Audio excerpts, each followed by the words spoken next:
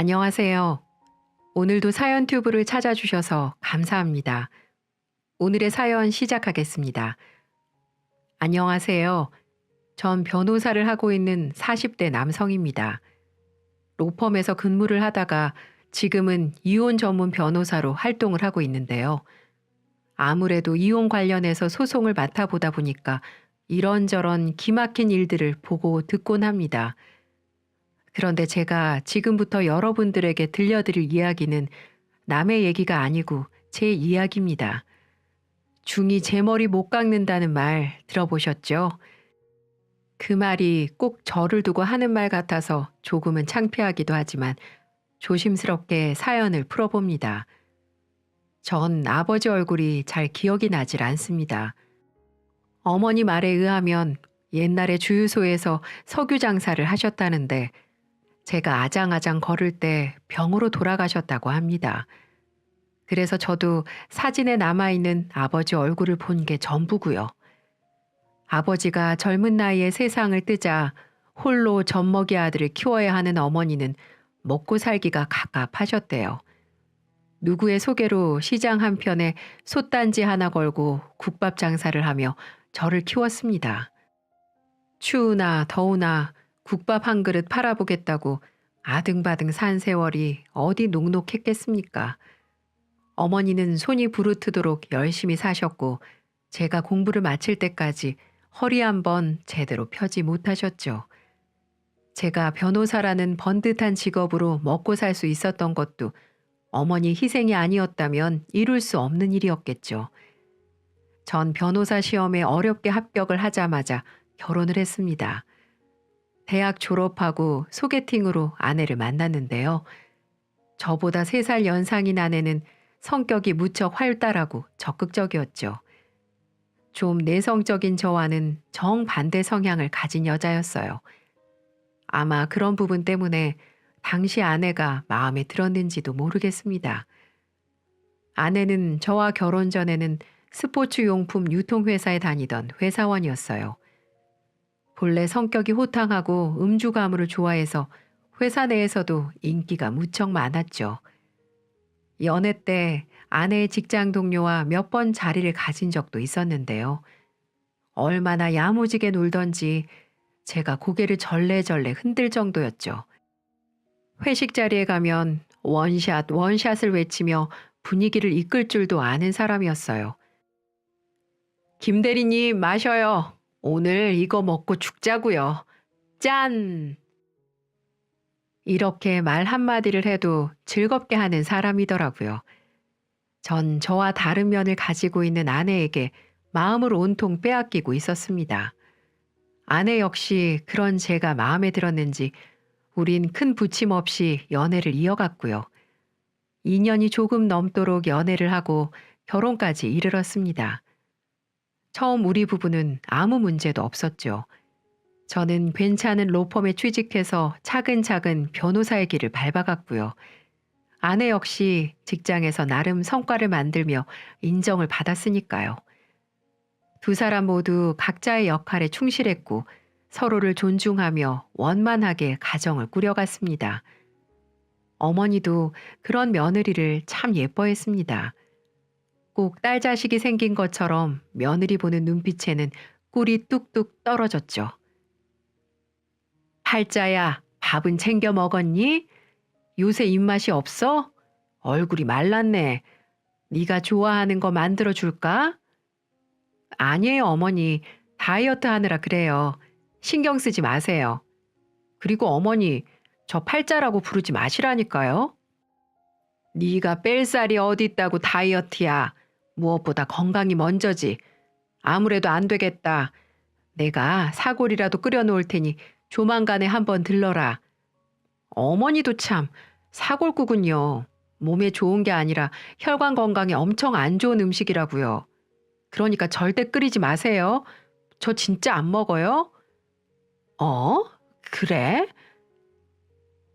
아내는 시어머니와 격이 없이 잘 지냈습니다.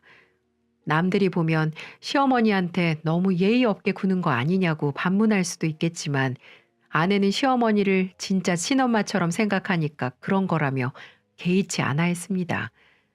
저도 처음엔 좀 거슬리게 생각됐지만 시간이 지날수록 더 친밀해 보이고 괜찮더라고요. 무엇보다 어머니도 딱히 거북해 하는 것 같지 않았고요. 어머니, 이거 한번 걸쳐보세요. 어머니 옷 입는 센스가 하도 꽝이라서 제가 골라봤어요. 어? 아유, 너무 색깔이 요란한 거 아니니? 내 나이 이런 걸 어떻게 입어? 또, 남들 다 이렇게 입고 다니는데 어머니 혼자 칙칙하게 다니실 거예요? 제가 특별히 고른 거니까 일단 입어보세요. 그건 고맙긴 한데, 아이고, 팔자야. 아무래도 이 색깔은 나한테 너무 안 받는 것 같은데. 또 팔자라고 부르신다.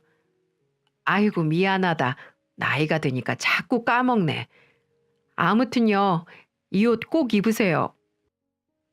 여기서 말한 팔자는 아내의 옛 이름입니다. 김팔자. 정말 촌스럽죠.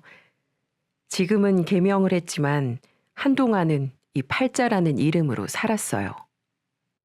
시어머니에게 대하는 태도가 조금 투박한 면이 있어도 진짜 친딸처럼 구는 모습이 그리 나빠 보이진 않았어요. 어떻게 보면 그게 또 아내만의 매력이라고도 생각했고요. 그러던 어느 날이었어요. 청주에 홀로 계신 어머니에게 전화가 왔습니다. 갑자기 얼굴이 보고 싶다며 시간 내서 내려올 수 있겠냐고 물으시더라고요. 전 바로 그날 어머니가 계신 청주로 내려갔습니다. 어머니는 안색이 무척 좋지 않았어요. 무슨 일이 있냐고 물어도 속 시원하게 대답을 하지 못하는 겁니다. 몇 번을 망설이는 어머니는 겨우 입을 뗐습니다. 지난주에 건강검진 결과가 나왔는데, 글쎄, 내가 폐암이라지 않니? 아휴, 그래서 정밀 검사를 했는데 폐암 진단을 받았어.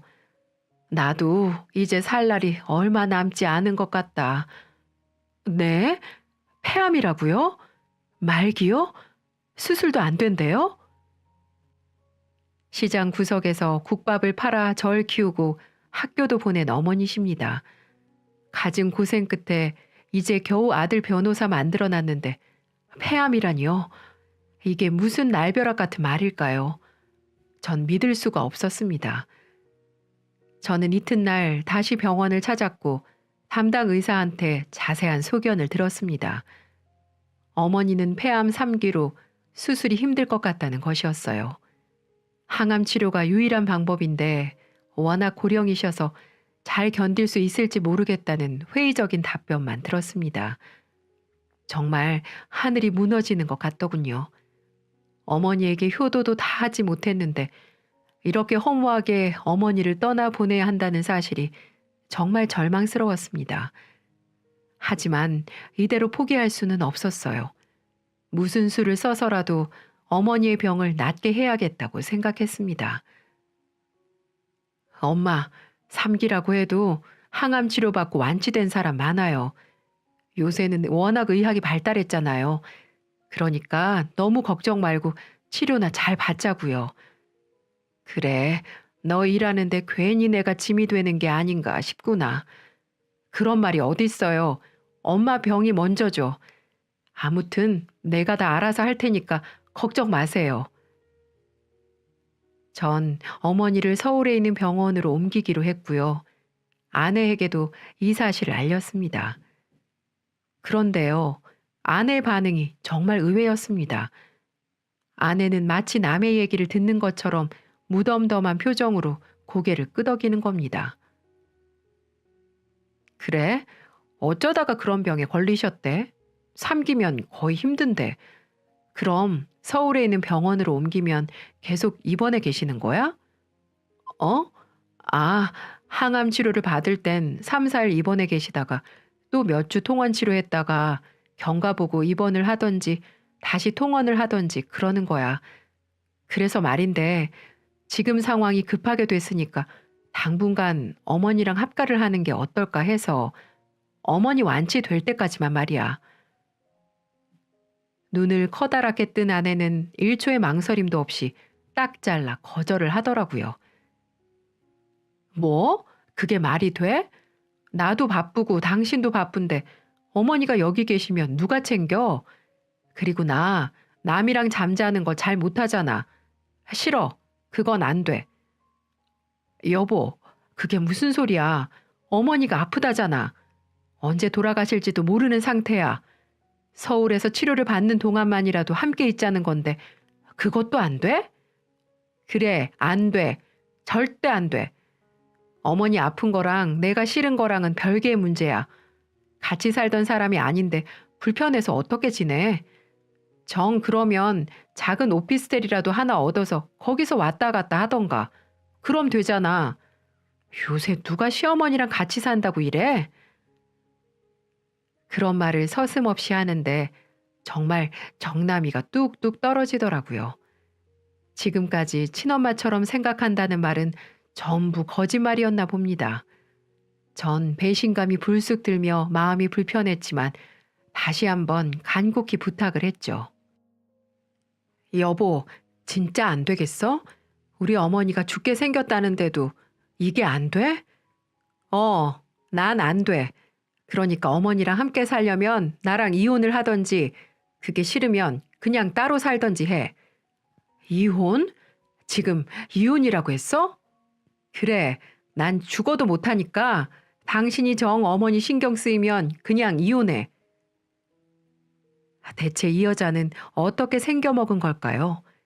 시어머니가 죽게 생겼다는데 이혼을 운운하며 남편을 협박합니다. 그 순간 여태까지 제가 알던 아내는 진짜 아내가 아닐지도 모른다는 생각이 들더군요. 어쩌면 목에 핏대를 세우고 있는 지금의 모습이 아내의 진짜 모습일지도 몰랐습니다. 하지만 더 이상 입씨름을 할 여력이 없었습니다. 전 아내의 반대로 어머니를 집에 모시지 못했고 대신 병원 근처에 적당한 오피스텔을 얻었습니다.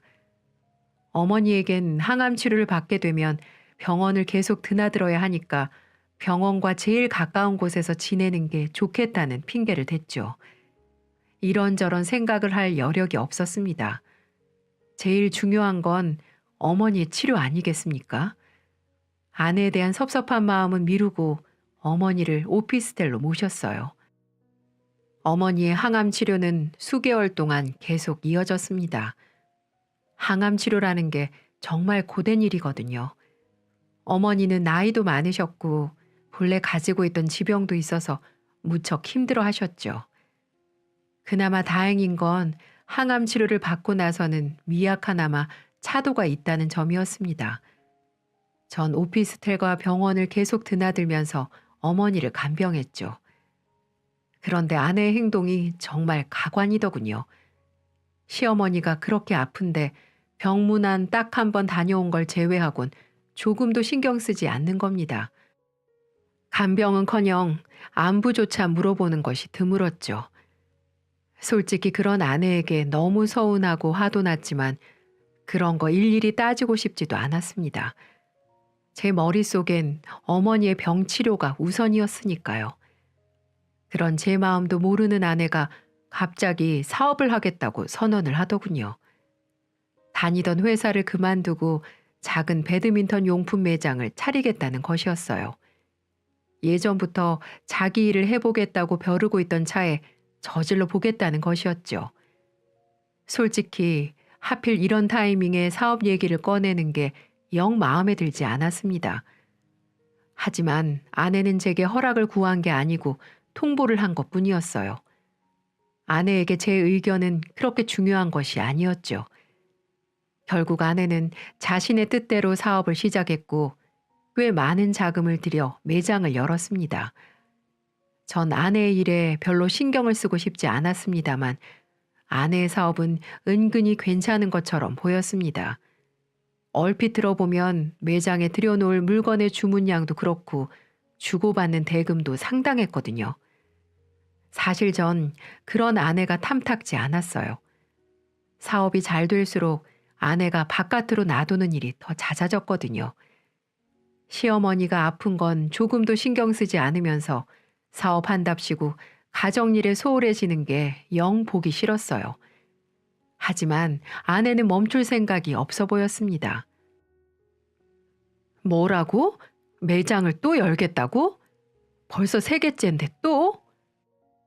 어, 이번에 받은 자리는 위치가 아주 좋아. 중국에서 들여올 물건도 퀄리티가 괜찮고, 여기 오픈하면 다른 매장보다 매출쯤은 가뿐히 뛰어넘을걸? 여보, 너무 무리하는 거 아니야? 어쨌든 매장을 열려면 돈이 들어갈 텐데, 그 많은 돈을 어디서 구하려고? 당신은 걱정 말고 기도나 해. 내 능력 보고 투자하겠다는 사람들이 줄을 섰으니까. 투자? 그래. 내 운영 능력과 유통 인프라를 보고 투자하는 거지. 암튼 당신은 이런 와이프 만난 걸 행운으로 알라고. 투자를 받아 매장 수를 더 늘리겠다는 겁니다. 무리한 사업 확장에 슬슬 걱정이 됐지만 전 아내를 말릴 수가 없었습니다. 도통 제 말을 들을 사람이 아니라는 걸 잘 알고 있었거든요. 이번 주말에 엄마 생신이야. 알지? 어머, 그래? 이거 어쩌지? 나 배드민턴 동호회 사람들이랑 선약이 돼 있는데. 뭐? 당신, 어머니가 아프신데도 잘 들여다보지도 않잖아. 그런데 생신까지도 건너뛰겠다는 말이야? 여보, 사업을 하다 보면 다 그렇지. 내가 잘 벌어야 어머니 병원비도 되고 약값도 되고 그러는 거 아니야? 그리고 아픈 어머니는 의사가 들여다봐야지. 내가 들여다본다고 해서 달라질 게 뭐가 있어? 그리고 이건 절대 취소할 수가 없는 모임이야. 중요한 투자자도 함께하는 거거든. 아무튼 올해 어머니 생신은 자기 혼자 가. 어머니한테는 내가 따로 좋은 거 보내드릴게. 정말 대단한 팔자죠. 도대체 뭐가 그렇게 혼자 바쁜 건지. 평일은 말할 것도 없고 주말에도 영 시간을 내기가 어려웠죠. 배드민턴 동호회다, 직원들 회식이다, 비즈니스 미팅이다. 사실 그 당시엔 저도 로펌에서 나와 사무실 준비를 하느라 나름 바빴거든요. 그런데 아내는 그런 저보다 훨씬 바쁜 척을 했습니다. 사업 자체가 잘 되니까 이런저런 할 일이 많은 건 알겠지만 이건 아니다 싶었습니다. 아픈 시어머니 봉양하라고 강요는 할 수 없겠지만 그래도 최소한의 도리는 해야 하는 거 아니겠어요? 어머니가 그렇게 예뻐하시고 아끼셨는데 이런 식으로 나오니까 정말 너무하다는 생각이 들더군요. 대체 이런 여자를 뭐가 좋다고 결혼을 한 걸까? 눈에 뭐가 쓰였던 건 아닐까? 그런 후회가 밀려들면서 시어머니랑 살기 싫으니까 이혼하자던 아내의 그 말이 계속 제 귓가에 맴돌더라고요. 그런데요, 아내의 진짜 충격적인 비밀은 따로 있었습니다. 어느 날이었어요. 아내가 씻고 있는데 휴대폰으로 메시지가 오더라고요. 얼핏 메시지 내용을 보게 됐는데 대충 이런 내용이었습니다. 박 대표님, 돌아오는 토요일에 시간 어떠세요? 분위기 좋은 와인바를 알고 있는데 박 대표님에게 소개시켜드리고 싶네요. 느낌이 이상했습니다. 발신자는 홍익표 사장님, 분명 남자이고 내용도 일상적인 업무와는 거리가 멀어 보였습니다. 저도 모르게 순간적으로 홍익표 사장이라는 사람의 전화번호를 머릿속에 기억해 두었죠. 그리고 샤워를 마치고 나온 아내에게 물었습니다. 여보, 홍익표 사장이란 사람이 누구야? 누구길래 당신한테 와인바를 소개시켜주고 싶대? 아내는 아무렇지도 않다는 표정으로 대답하더군요. 투자자 중 한 사람인데 일 얘기 때문에 조용한데 알아보겠다더니 거긴가 보네. 신경 쓰지 마. 이 사람 원래 좀 능글맞고 그래. 그래? 그런데 이런 사람 단둘이 따로 만나는 건 좀 그렇지 않아? 아유, 당연하지. 내가 왜 이런 사람이랑 단둘이 만나니? 여러 사람이랑 같이 보는 거니까 걱정 붙들어 매세요. 네? 뭐 걱정하는 건 아니고. 그래요. 사업을 하다 보면 이런저런 사람 만나기 마련이죠. 태어난 아내의 반응에 제가 괜스럽게 반응을 했나 싶었습니다. 목에 가시가 걸린 듯 찝찝했지만 괜한 의심은 거두고 아내에게 덧붙였습니다. 그래도 항상 조심해. 당신은 여자니까 사람들이 쉽게 보고 다른 생각할 수도 있으니까. 내가 당신보다 3년이나 인생을 더 산 사람인데 그것도 모를까 봐? 걱정 마. 전 로펌을 나와서 이혼 전문 변호사로 사무실을 개소한 때였습니다. 상담을 하다 보면 별스러운 이야기들이 많이 나오거든요. 혹시 사업가 아내에게 치근대는 사람이 있을지도 모른다는 생각에 불안했습니다. 이혼 소송 상담을 하는 고객 중에 가끔 이런 부탁도 하는 사람이 있습니다. 배우자가 바람을 피우는 것 같으니까 차에다 위치 추적 장치 같은 거 달아주면 안 되냐고요. 변호사는 그런 일을 하는 사람이 아니라고 해도 증거를 잡아야 한다며 생떼를 부리곤 합니다. 그땐 헛웃음을 짓고 말았지만 막상 제가 불안해지니까 그 고객의 마음이 이해가 되더라고요. 하지만 그렇다고 아내의 외도를 함부로 의심할 수 있겠습니까? 아무리 시어머니에게 정없이 굴어도 분명 그것과는 다른 문제니까요. 그저 활발하고 노는 거 좋아하는 여자니까 이래저래 귀찮게 구는 사람들도 있겠구나. 그냥 그렇게 생각하고 말았죠. 그 안일함이 얼마나 순진한 생각이었는지를 깨닫게 되는 순간은 이내 찾아오더군요. 사무실에서 함께 일하고 있는 사무장이 제게 조심스럽게 이런 말을 하는 겁니다. 저 변호사님, 제가 지난 주말에 가족들이랑 남이섬에 다녀왔거든요. 근데 누굴 좀 봤는데요. 누굴 봤길래 그래요? 빚쟁이라도 만났어요? 실은 사모님을 본 것 같아서요. 네? 우리 집사람을요? 잘못 보신 거 아니에요? 지난주에 와이프는 회사 사람들이랑 유기견 보호센터 봉사 갔었는데. 그렇죠? 아유, 그럼 제가 잘못 봤나 보네요. 그러니까요. 사모님이 웬 남자분이랑 계시는 걸 보고 시겁했지 뭡니까? 제가 작년에 녹내장 수술을 했지 않습니까? 그래서 눈이 좀 침침해요. 아, 그래요? 그럼 사무장님이 잘못 보신 게 확실하겠네요. 전 아무렇지도 않은 듯 웃으며 받아 넘겼지만 마음 한구석이 캥기는 겁니다. 분명 아내는 매장 직원들과 함께 정기적으로 가는 유기견 보호센터 봉사를 간다고 했습니다. 자주 있는 일이라서 조금의 의심도 하지 않았지만 그런 아내를 남이섬에서 봤다는 사무장의 말은 제 불안을 증폭시켰죠. 일단 사실관계는 확인해 봐야 했습니다. 전 아내에게 말하지 않고 퇴근길에 아내의 매장을 찾아갔습니다. 이따금씩 가본 적이 있어서 매장 직원들도 제 얼굴을 알고 있었고요. 매장 직원들은 제 얼굴을 알아보고 반갑게 인사를 하더군요. 어머, 안녕하세요. 사장님 지금 여기 안 계시는데? 아, 그래요? 오늘 근처에 들를 일이 있어서 와이프랑 같이 퇴근하려고 했는데 헛걸음을 했네요. 괜찮아요. 어쩔 수 없죠, 뭐. 아, 그러셨구나. 깜짝 이벤트였는데 사장님이 운이 없으시다. 아유, 그러니까요. 근데 오 실장님은 지난 주말 잘 보냈어요? 저요? 아유, 뭐 집에서 뒹굴뒹굴 거렸으니까 잘 보낸 거겠죠. 아, 그래요. 그런데 그 유기견 보호센터 봉사는 안 가요? 거기 작년에 문 닫아서 그 뒤로 안 가는데요. 거기는 왜요? 그래요? 아니, 요샌 잘 안 가는 것 같아서요. 아무튼 잘 알겠습니다. 그럼 나중에 또 봬요.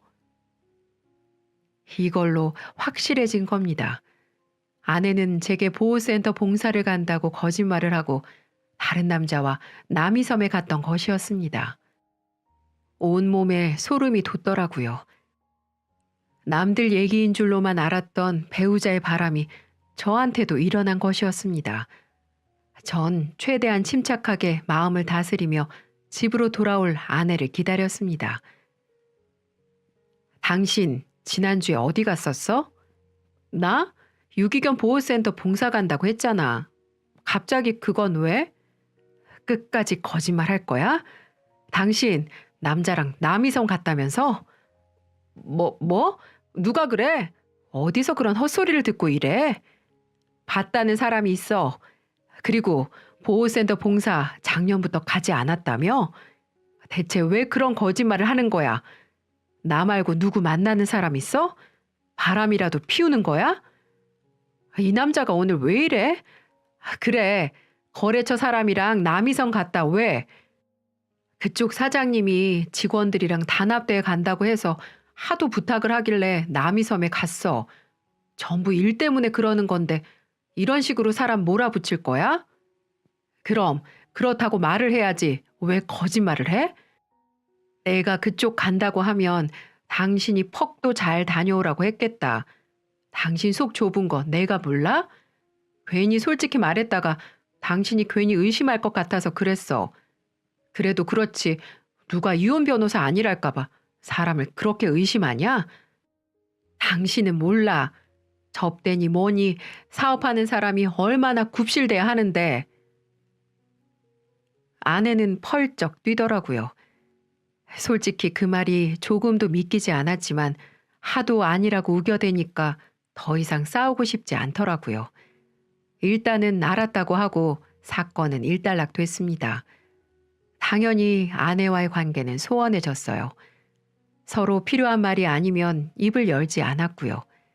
한 집에 살고 있지만 마치 한 집에 살지 않는 것처럼 지냈습니다. 아내의 변명을 고지고대로 받아들였냐고요? 아닙니다. 명색이 이혼 전문 변호사인데 그런 어설픈 핑계를 믿어줄 리가 없죠.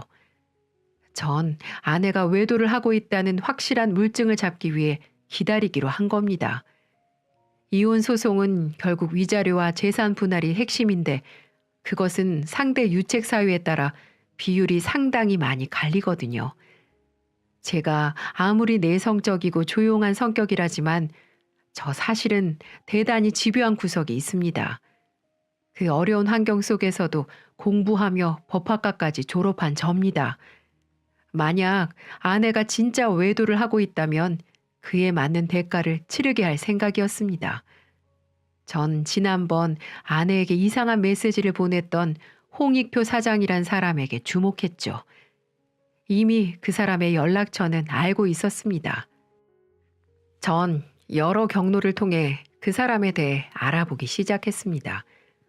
아내의 말처럼 아내와 거래를 하고 있는 사람이 맞더라고요. 중국 물건을 들여오며 무역 상사를 운영하는 것 같았는데 아마도 아내와 거래를 하면서 가까워진 것 같았습니다. 하지만 단순한 거래처 사람만은 아니었어요. 그 사람을 캐보니 아내의 행적이 금세 드러나더군요. 그 남자는 아내와 자주 만났으며 교회며 술집 등을 수시로 다녔습니다. 다정한 모습으로 모텔에 들어가는 모습과 팔짱을 끼고 스스럼 없이 다니는 모습도 포착됐어요. 정말 속에서 천불이 일더군요. 결국 사업을 한답시고 바깥으로 나돌던 아내에겐 내연남이 생긴 겁니다. 당장 따져 묻고 싶었지만 이혼소송 전문 변호사였던 저는 잘 알고 있었습니다. 이럴 땐 감정적으로 대처하는 것보다 냉철하게 대비하는 것이 훨씬 더 유리하다는 사실을요. 전 그 뜨거운 천불을 꿀꺽 삼키고는 하나하나 증거를 모으기 시작했습니다. 아내가 꼼짝할 수 없는 외도 증거를 모은 뒤 정식으로 이혼 소송을 진행할 생각이었죠. 아내의 사업체는 상당한 규모로 발전했습니다. 때문에 아내 명의의 재산도 상당했고요. 이 모든 건 결혼 뒤에 함께 이뤄낸 자산이기 때문에 제 몫으로 재산 분할에 대한 정당한 요구를 할 수 있다는 걸 잘 알고 있었습니다. 아내는 제가 칼을 갈고 있다는 사실을 잘 모르는 것 같았어요. 순수하고 착하기만 한 남자가 자신의 뒤를 캐고 다니며 증거를 모으고 있다는 사실을 상상하지 못했을 겁니다. 그저 남이섬 사건 일로 화가 풀리지 않았다고만 생각했을 겁니다. 저러다 말겠지.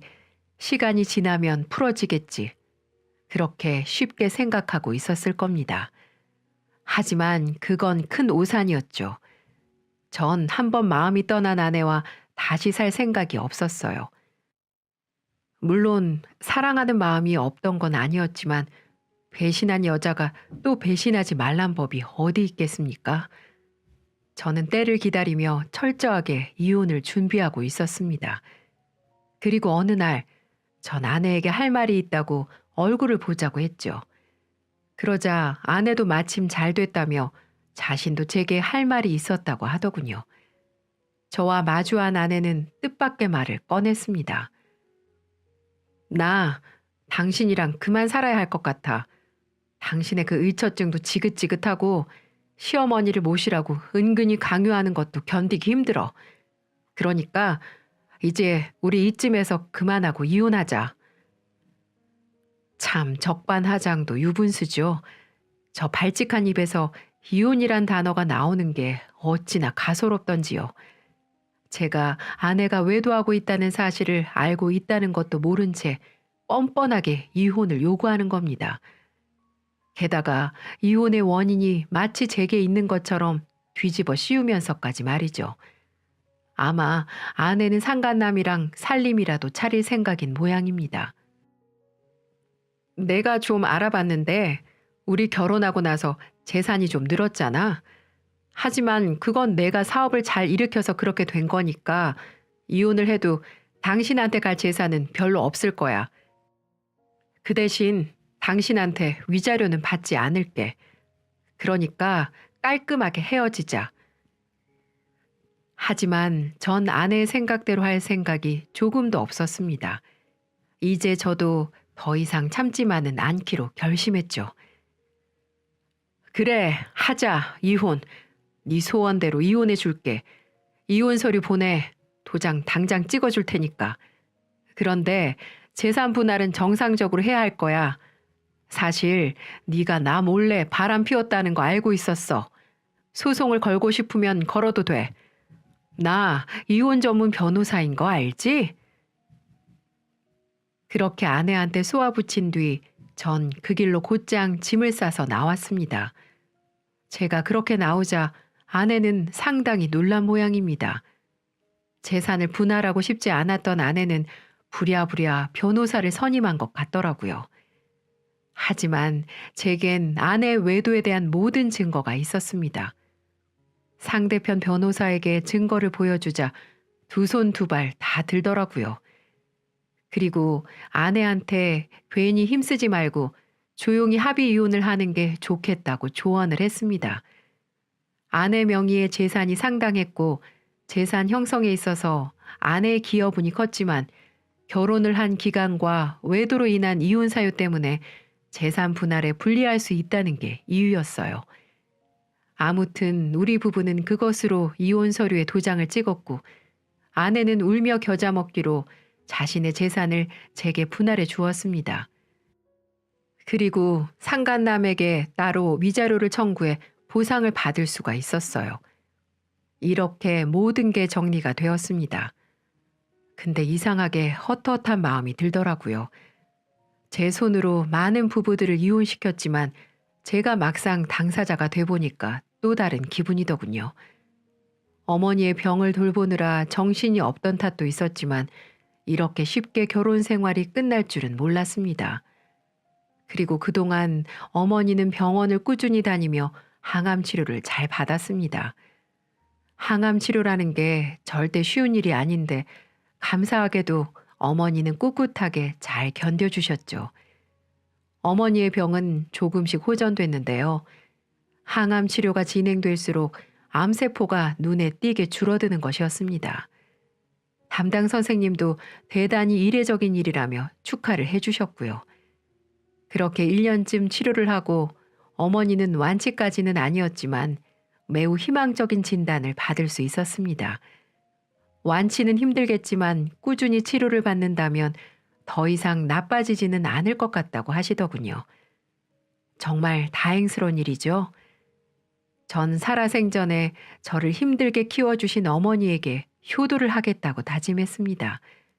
언제까지 사실지는 모르지만 전 어머니의 아들이잖아요. 제가 지켜드려야죠.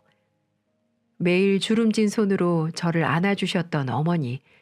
이제는 제가 어머니의 보호자가 되어 평생 지켜드릴 겁니다. 그리고 어느 날 이혼한 아내에게서 전화가 오더라고요. 전처는 다급한 목소리로 제게 말했습니다.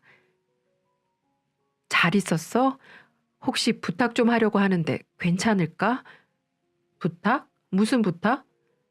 그게 사실은 전처는 사기죄에 연루돼 소송에 휘말렸다고 고백했습니다.